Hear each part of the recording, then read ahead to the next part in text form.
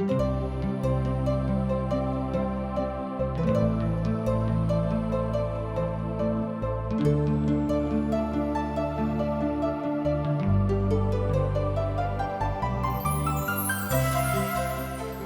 कहै छथि कि पापक मजूरी तऽ मृत्यु अछि, मुदा परमेश्वर के वचन हमरा प्रभु यीशु मसीह में अनंत जीवन अछि।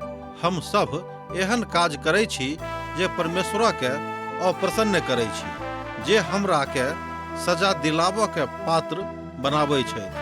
मुदा बाइबल अनंत जीवन के दिस एकटा स्पष्ट मार्ग के प्रस्तुत करै छथिन। TWR के प्रस्तुति आशक इजोत यह अनंत जीवन के खोजो में चलो वाला एकटा कार्यक्रम अछि।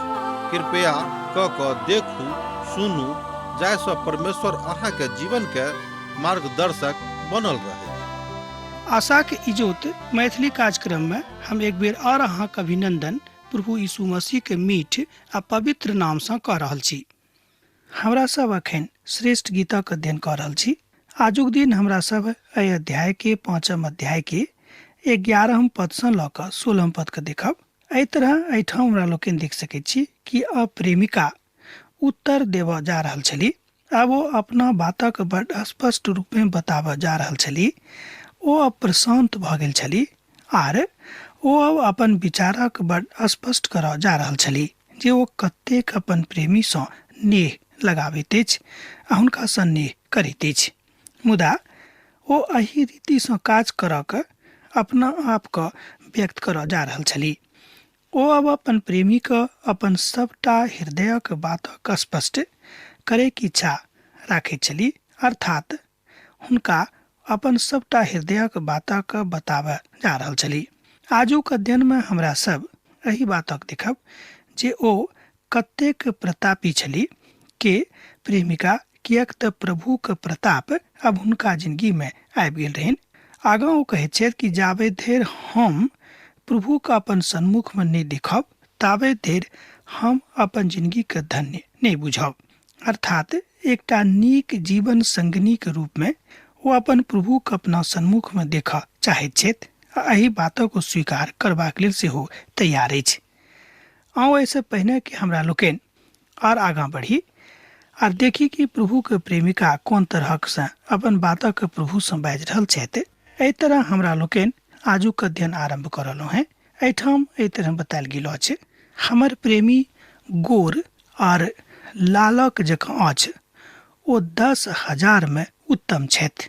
हुनक सिर चोखा कुंदन अछि, हुनक लटकैत लट केवालक जकाँ कार नहि अछि।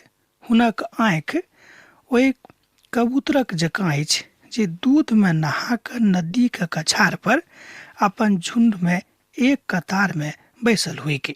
हुनक गाल फूलक गाछी और हुनक बालमन उभरल छनि, अर्थात हुनक ठोर सोसनक फूल अछि जिनका सँ पिघलल गंधरस टपकैत अछि। हुनक हाथ फिरोजा सँ जड़ल सोनाक केवाड़क अछि।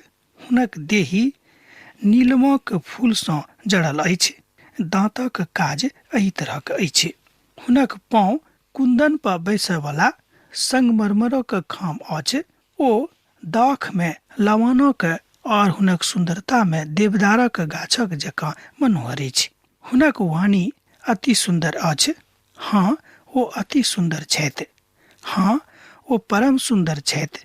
हे यरूशलेमक बेटी सब, यह हमर प्रेमी और हमर मीत थिकाहा। एहि तरह हमरा लोकनि एहिठाम देखै छी श्रेष्ठ गीत में 5 अध्याय के 11 पद से 16 पद में एहिठाम प्रेमिका बता रहल छथि कि हमर प्रेमी केहन छथि। ओ बड़ स्पष्ट कऽ रहल छथि कि हुनक वाणी अति सुंदर छनि। ओ अति सुंदर देखैयो में छथि। ओ परम सुंदर छथि हर प्रकारे। हे यरूशलेमक बेटी सब, यह हमर प्रेमी थिकाहा। एहिठाम किछु बात अछि जे स्पष्ट भऽ जाइत अछि। एहिठाम ओ बात स्पष्ट सेहो भऽ जाइत अछि कि हुनक प्रेमी कोन तरहक छनि आर हुनका में की गुण छनि। ई अर्थ होइत अछि एकर।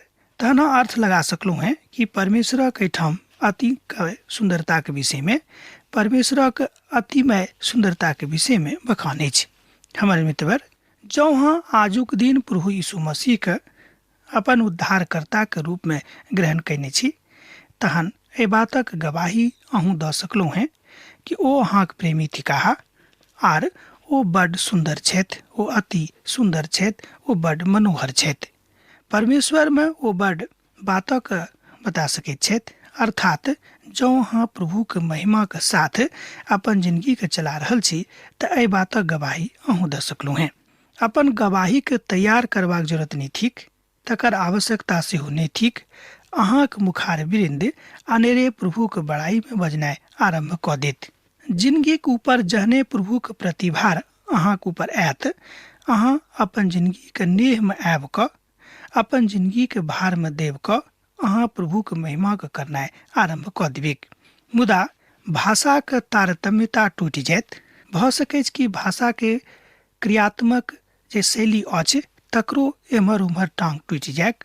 अहाँके हृदय भऽ सकै कि एम्हर उम्हर भऽ जायक। मुदा जहने अहाँ परमेश्वरक प्रेम सँ स्वयं के दाबल बुझबिक, अहाँ उत्तेजना में आबि कऽ प्रभु यीशु मसीह के ओहि चुनौती के स्वीकार कऽ लेबिक, किएक तो अहाँ से बहुत बेसी प्रेम राखैत छथि। एकर अर्थ यह भेलै कि अब अहाँ अपन प्रभु के, अपन यीशु के नेही भऽ गेलहुँ हैं, हुनक प्रेमिका बनि गेलहुँ हैं। 10,000 लोकक बीच में अहाँ सुंदर देखाई पड़ब, किएक तऽ प्रभु यीशु मसीह अहाँके सन्मुख में सबसँ बेसी सुंदर अब भऽ गेल छथि। बहुत लोग प्रभु यीशु मसीह के मानवीय मनुखत्व के रूप में देखने छलाह। तहन ओ बाजि सकैत छथि बा अपन अनुभव में बाजि सकैत रहथि कि हम हुनका देखने छलहुँ हैं कि ओ एना छलाह, ओ ओना छलाह। अर्थात हुनक सुंदरताक बखान कऽ सकैत रहथि आ हुनक अप्रियताक बखान सेहो कऽ सकैत रहथि। मुदा प्रसिद्ध प्राचीन संगीतकार एहि बातक अभिव्यक्तिकरण करैत बाजैत छथि कि प्रभु ततेक प्यारा छथि, यीशु ततेक प्यारा छथि कि हुनक प्यारक विषय में, हुनक सुंदरताक विषय में हमरा लग कोनो संगीत शैली नहीं अछि जाहिमे हम हुनक बातक, हुनक प्रेमक, हुनक सुंदरताक बखान कऽ सकी। एकटा बहुत प्राचीन संगीतकार एहि बातक बाजि रहल छथि। अखन आधुनिक युग में एकटा संगीतकार सेहो प्रभु यीशु मसीह के सुंदरता के विषय में बखान करैत कहैत छथि कि हमरा लग कोनो एहन राग विधा नहीं अछि, एहन कोनो संगीत विधा नहीं अछि, एहन कोनो संगीतक ज्ञान नहीं अछि जाहिसँ हम प्रभु यीशु मसीह के सुंदरता के बखान कऽ सकी। ओ ततेक सुंदर छलाह, ओ ततेक सुंदर छथि आ ओ ततेक सुंदर रहताह। हुनक प्यारक सूरत, हुनक प्रेमक सूरत ततेक नीक छनि, ओतेक हमरा लोकनि बड़ाई नहीं कऽ सकैत छी, किएक तऽ हमरा सभक लग हुनक सुंदरताक बखान करबाक लेल कोनो शब्द नहीं अछि। एहि तरह हमरा लोकनि देखैत छी कि प्रेमिका बड़ स्पष्ट भऽ कऽ यरूशलेमक स्त्रीसँ, यरूशलेमक कन्यासँ घूरि घूरि कऽ बाजि रहल अछि कि हमर प्रेमी ततेक सुंदर छथि कि हम हुनक बड़ाई नहीं कऽ सकलहुँ हैं। हमर प्यार और आदर हुनका लेल अछि। हुनक प्यार हमर कमजोरी अछि, किएक तऽ हुनका बिनु हम अपन जिंदगी में अब आगाँ नहीं जा सकलहुँ हैं। यह छोट बातक ओ अपन जिंदगी में देखैत छथि कि अब हम बहुत छोट भऽ गेलहुँ हैं, किएक तऽ हुनक प्यारक बिनु हम किछु नहीं कऽ सकैत छी। एहिठाम हमरा लोकनि वास्तविक मानवीय कमजोरी के देखैत छी जे वस्तुनिष्ठ भऽ कऽ हुनका जिंदगी में प्रखर भऽ जाइत छनि। मुदा ओ अपन प्रभु के प्रेम में, अपन उद्धारकर्ता के प्रेम में, अपन यीशु के प्रेम में एहि बातक अभिव्यक्ति बड़ स्पष्ट भऽ कऽ बहुत हिम्मत कऽ कऽ स्पष्टताक साथ करैत छथि। अपना विषय में ने, मुदा अपन प्रभु के विषय में बाजि रहल छली जे प्रभु यीशु मसीह के हम अब की कहब, की बनि गेलहुँ हैं, ओ हमर प्रियतम छथि और हम हुनक प्रेमिका थिकहुँ हैं। कथा के पराकाष्ठा एहिठाम भऽ जाइ छै। सर्वप्रथम प्रभु यीशु मसीह के प्रेम आ हुनक प्रेमिका के पवित्रता के एहिठाम बखान कयल गेल अछि। संपूर्ण रूपे हमरा लोकनि देखैत छी जे बहुत केओ एहि पोथी के बखान दोसर दृष्टिकोण से देखैत छथि, जे बात एकटा भक्त के कहियो बर्दाश्त नहीं भऽ सकैत छै, किएक तऽ बहुत बेर लोग एहि पोथी के अन्यथा के दृष्टि में सेहो लैत छथि आ तकर अर्थक नहीं बुझैत छथि। ओ अहाँक संगे सब बात में छथि, मुदा ओ अहाँक संगे खाली पापे टा ने और पाप में जिंदगी टा में, मुदा अहाँक जिंदगी के छोट सँ छोट सुझाव देबाक लेल ओ तैयार छथि। अहाँक जिंदगी के छोट सँ छोट समस्या के समाधान करबाक लेल ठाढ़ छथि। हाँ, जो अहाँक लग आत्मिक आँखि अछि तहन अहाँ प्रभु से कथा कऽ सकैत छी। मान लियो एकटा छोट उदाहरण दऽ कऽ एहि तरह देखियौ। मान लियो अहाँ चाहै छी जे अहाँक धियापुताके कतौ नामांकन एकटा नीक विद्यालय में भऽ जायक, नहि भऽ रहल अछि, बहुत छोट उदाहरण दऽ रहलहुँ हैं, तहन अहाँ प्रभु से प्रार्थना करियौ कि हे प्रभु, अहाँ तऽ हमर थिकौ हैं, हम अहाँ से प्रेम करैत छी। हे प्रभु, अपन प्रेमिका के दिस ध्यान करियौ, अपन धियापुता के दिस ध्यान करियौ। प्रभु हमरा स्मरण करियौ आर हमर धियापुता के नामांकन स्कूल में भऽ जायक। एहि तरहक बहुत उदाहरण, बहुत गवाही हम सुनलहुँ हैं। कियाक तऽ जहने अहाँ हुनक प्रेमी भऽ जेबेक, जहने अहाँ हुनक प्रेमिका बनि जेबेक, जहने अहाँ हुनक संगतिया भऽ जेबेक, जहने अहाँ हुनकासँ अथाह प्रेम करनाइ आरम्भ कऽ देबेक, ओ अहाँके प्रार्थनाके कहियो अनसुनी नहि करताह। ओ प्रार्थनाके उत्तर देबयवला परमेश्वर छथि। बहुत बेर अहाँ सुनने होबेक कि ऊपरवलाक बाड़ी में देर अछि, अन्हेर नहि अछि। पवित्र पोथी बाइबिल कहैत अछि कि प्रभु यीशु मसीह के घर में नहीं तो देर अछि आ नहीं तो अन्हेर अछि। ध्यान दियौ, प्रभु यीशु मसीह के घर में नहीं तो देर अछि आ नहीं तो अन्हेर अछि। ओतऽ देरियो नहीं हैत और ओतऽ अन्हेर सेहो नहीं हैत। कियाक तऽ प्रभु जानैत छथि और अहाँक आवश्यकताक अनुसार ओ बहुत सही काल में अहाँक काज कऽ देताह। तैं भजनकार 46 भजनक एक पद में कहैत छथि कि संकट में अति सहज सँ ओ भेटय वाला परमेश्वर थिकाह। प्रभु यीशु मसीह के छोड़ि कऽ आर केओ दोसर अहाँके समस्याके समाधान एहि रीति सँ अतेक नजदीकी सँ नहि कऽ सकैत छथि। कियाक तऽ अहाँक माय बाबू सँ बेसी, अहाँक दोस्त सँ बेसी, अहाँक धियापुता सँ बेसी अहाँ सँ प्रभु प्रेम करैत छथि। ई बात जँ अहाँक विश्वास अछि, ई बात जँ अहाँक मोन में अछि कि हम हुनक प्रेमिका थिकौ हैं, जेना कि एहिठाम हमरा श्रेष्ठ गीतक पोथी में देख रहल छी, तहने ई गप अहाँक जिंदगी में संभव हैत आर एहि बातक अहाँ नीक रीति सँ बुझि पायब। ओ अपन लोकक बड़ आनंदक साथ देखैत छथि। ओ जानैत छथि कियाक तो बड़ नीक छथि आ हुनका सँ बेसी नीक और केओ नहि भऽ सकैत छथि। आ ओ अपन बातक बड़ नीक सँ ओतऽ राखैत छथि। प्रभु यीशु मसीह बड़ नीक थिकाह, एहिमे संदेह नहि। ओ प्रेमी प्रेमिकाक बातक बुझैत छथि। ओ वास्तव में अहाँक प्रेमी छथि। ओ वास्तव में अहाँके प्रेमालापक बुझैत छथि। जँ अहाँ हुनक प्रेमिका भऽ गेलहुँ हैं, मिलाजुला कऽ ओ बड़ प्यारा छथि। ध्यान दियौ, मिलाजुला कऽ ओ बड़ प्यारा छथि, बड़ नीक छथि। मुदा एहिठाम महत्वपूर्ण प्रश्न अछि जे केओ अहाँक लेल मिलाजुला कऽ सबसँ बेसी प्यारा छथि कि नहि। प्रश्न एकटा आबैत अछि कि अहाँक जिंदगी में मिलाजुला कऽ केओ सबसँ बेसी प्यारा छथि कि नहि, और कि अहाँक जिंदगी में ई प्यारा बात, ई प्यारा मनुख के छथि। अहाँ ध्यान दियौ, अहाँक धियापुता, अहाँक माय बाबू, अहाँक नौकरी चाकरी, अहाँक धन संपत्ति, कि प्रभु यीशु मसीह। अब ई निर्णय अहाँके लेबाक अछि हमर मित्रवर, हमरा नहि। और की अहाँ सोचैत छी कि के अहाँक जिंदगी में सबसँ प्यारा छथि। अपन प्रेमीक रूप में अहाँ केहन छी, अपन प्रेमिकाक रूप में अहाँ केहन छी। दोसर गप में प्रभु यीशु मसीह के प्रेमिकाक रूप में अहाँक स्वरूप केहन अछि। बड़ नीक रीति से एहि बातक विश्लेषण अहाँ करियौ, तहने अहाँ पायब कि प्रभुक सचमुच में अहाँ प्रेमिका अखन धरि भेलहुँ हैं कि नहि। आ जँ हुनक गवाही देबाक अछि तऽ ओ बड़ नीक बातक दिस इशारा कऽ रहल छथि, बा एहि बातक दिस ओ इशारा कऽ रहल छथि कि अहाँ नीक विधाके लऽ कऽ अपन जिंदगीके आगाँ लऽ जा सकैत छी। ओ नीक विधा थिक प्रभु के प्रेम, प्रभु के सात्विक प्रेम, प्रभु के सन्निहित भाव आर यीशुक संगे अहाँके चलनाइ। कथाक दृष्टिकोण यह थिक कि चारू दिस सँ अहाँक जिंदगी में प्रभु यीशु मसीहक शांति रहत, एहिमे संदेह नहि थिक। मुदा अब सवाल ई भऽ रहल अछि, उठि रहल अछि कि सचमुच में, ध्यान दियौ, कि वास्तव में अहाँ यीशु से प्रेम करैत छी, कि अनेरे देखेबाक लेल, दोसरा के शांत करबाक लेल, दोसरा के सन्मुख में स्वयं के धर्मी ठहरेबाक लेल प्रभु से प्रेम राखैत छी। ई बात अहाँके ऊपर अछि, हमरा ऊपर नहि, आ नहि केकरो ऊपर। ई बात अहाँ स्वयं में विश्लेषित कऽ के देखियौ। हम नहीं जाने छी अहाँ कतऽ ठाढ़ छी, कियाक तऽ ई बात अहीं बुझैत छी आ परमेश्वर बुझैत छथि। हुनक आराधना करबाक अछि, हुनकासँ प्यार करबाक अछि, हुनका धन्यवाद देबाक अछि, कियाक तो बड़ प्यारा छथि और प्रभुक महिमा में ओ सैद घड़ी अहाँक सन्मुख में ठाढ़ छथि। आब जे हुएक ओ अहाँसँ बहुत पैघ रीतिसँ जुड़ल छथि, ओ अहाँक अपन हृदयसँ प्रेम राखैत छथि। ई बात बड़ स्पष्ट अछि पवित्र पोथी बाइबिलक अनुसार।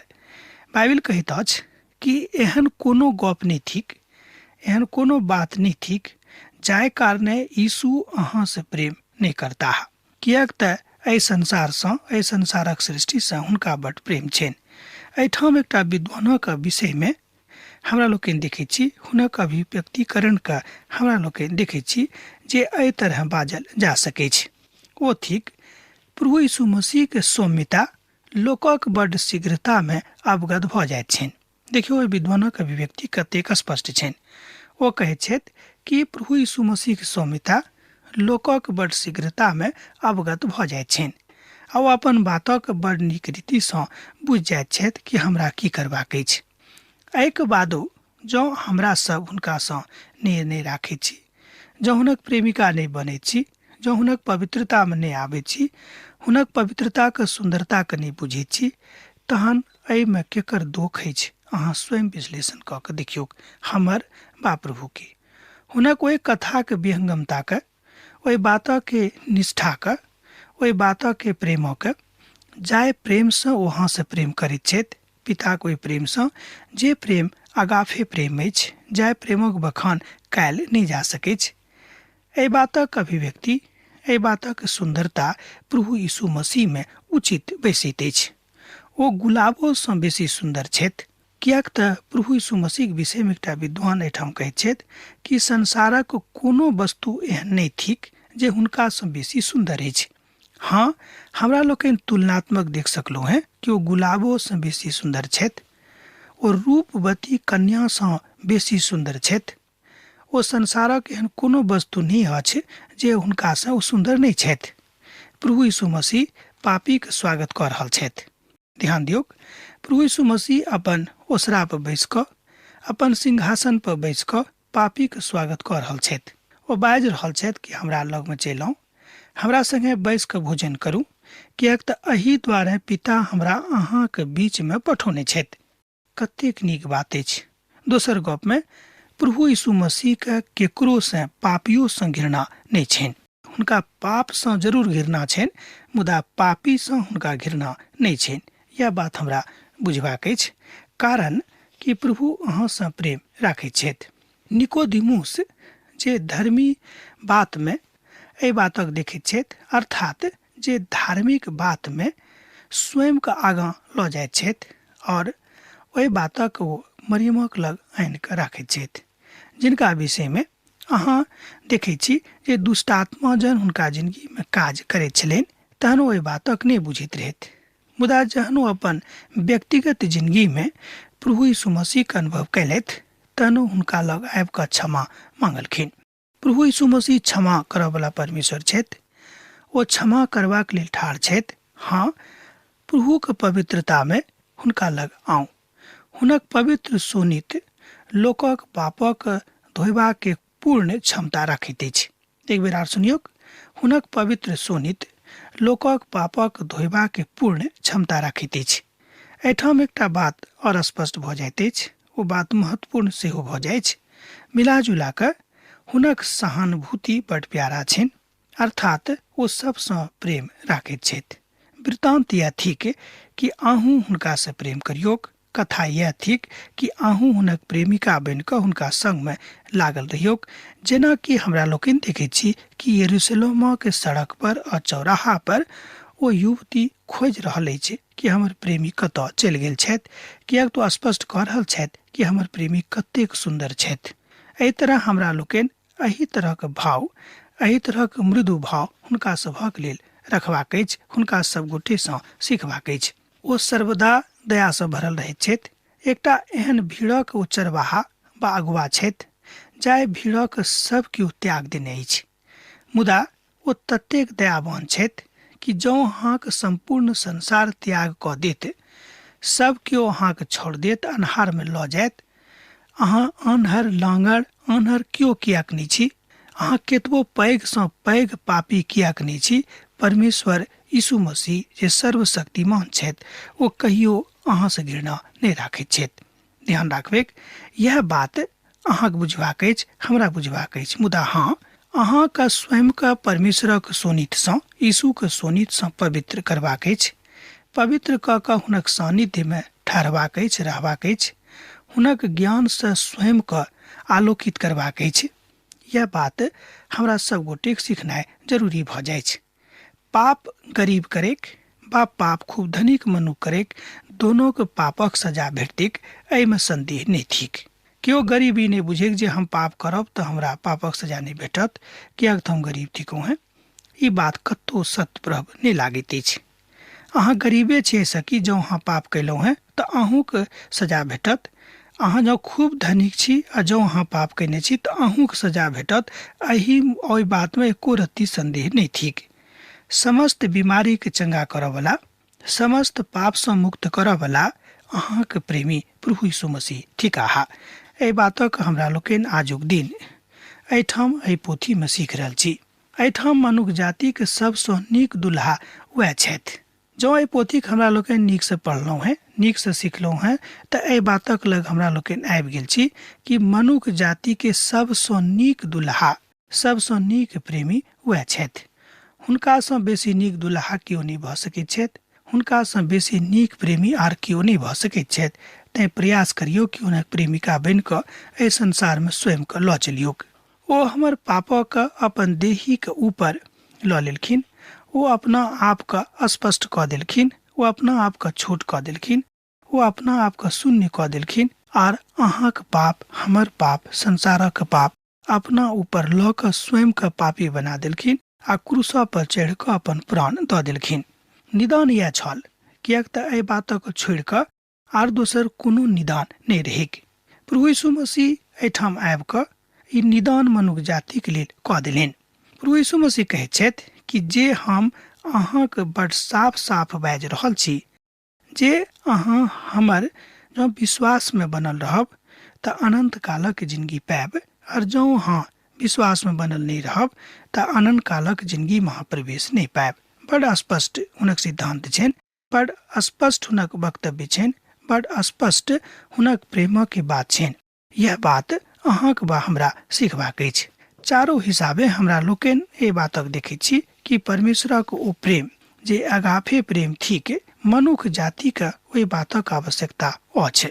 दुल्हा वएह छथि, किएक तऽ हुनकासँ आर बेसी नीक दुल्हा केओ नहि भऽ सकैत छै। जेना हमरा लोकनि अखन तुरंत सिखलहुँ हैं, हम दोहरा रहल छी।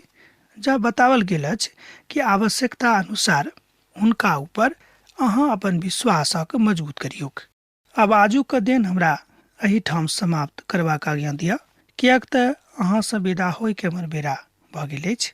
दोसर दिन पुनः भेंट होइत। जेना अहाँ सब पाती लिखैत रहैत छी, लिखैत रहब, हमरा बिसरायब नहि। यीशुक नेह अहाँके जिंदगीमे बनल रहेक। आमीन।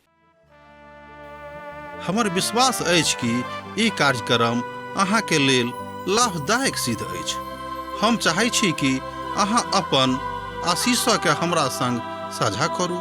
जँ अहाँके नजीक बाइबलसँ आ जीवनसँ सम्बन्धित कोनो प्रकारके प्रश्न भऽ सकैत अछि तऽ अपन समस्याके लेल प्रार्थना करबाके लेल जँ चाहै छी तऽ हमरा फोन नंबर पर जरूर संपर्क कऽ सकैत छी। परमेश्वर अहाँ सबके लेल एकटा सुन्दर, सुखद, आनंदित दिन प्रदान करैक।